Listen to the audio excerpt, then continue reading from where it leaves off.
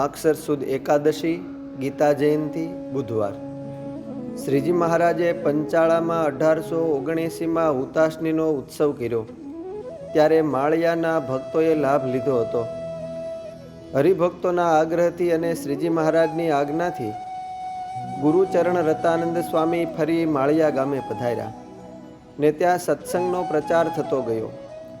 ગામના મંજી ઠક્કર બીજા ઘણા શ્રીજી મહારાજના આશ્રિત થયા. નાનજી શેઠ પહેલા અન્ય પંથી હતા, પણ ગુરુચરણ રતાનંદ સ્વામીની વાતોથી તે પણ પાકા ભક્ત થયા. મંજી શેઠના પિતા પણ સત્સંગી થયા. મંજી ઠક્કરને 3 ભાઈ નામે નાનજીભાઈ, ધનજીભાઈ અને ડોસાભાઈ હતા. આમાંથી ધનજીભાઈ આસ્તિક હતા. આ જન્મમાં જ ભગવાનની પ્રાપ્તિ થાય અને કલ્યાણ થઈ જાય તે માટે અંતરમાં તેમને તીવ્ર ઝંખના હતી. એક વખતે પ્રભુને પ્રસન્ન કરવાના શુભ હેતુથી શાલિગ્રામ વિષ્ણુ ભગવાનને 1.25 લાખ તુલસી પત્ર ભાવથી ચડાવી પૂજન કર્યું.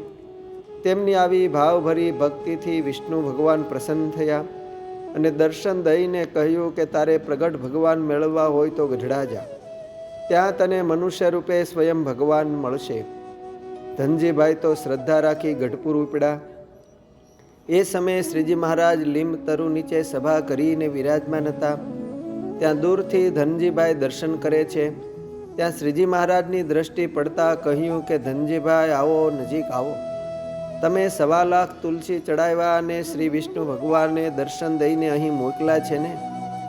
અંતર્યામી ભગવાન શ્રીહરિએ આ પ્રમાણે કહ્યું એટલે ધનજીભાઈને પાકો નિશ્ચય થયો અને ભાવથી શ્રીજી મહારાજના ફરી દર્શન કર્યા. ત્યાં તો તેમને સમાધિ થઈ ગઈ.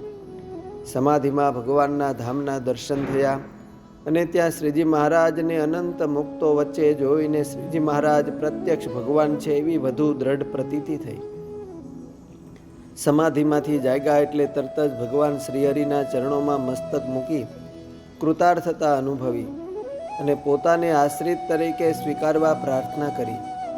શ્રીજી મહારાજે એમનો હાથ ઝાલીને કંઠી પહેરાવી વર્તમાન ધરાવ્યા. એ જ વખતે એક સાધુને સમાધિ થઈ.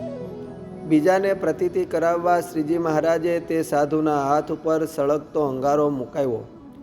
આ જોઈ ધનજીભાઈ બોલ્યા કે અરે આ સંત દાજી છે, અંગારા જલ્દી ઉપાડી લ્યો. મહારાજ તો મરક મરક હૈસા અને થોડી વાર પછી અંગારો લેવડાવી લીધો.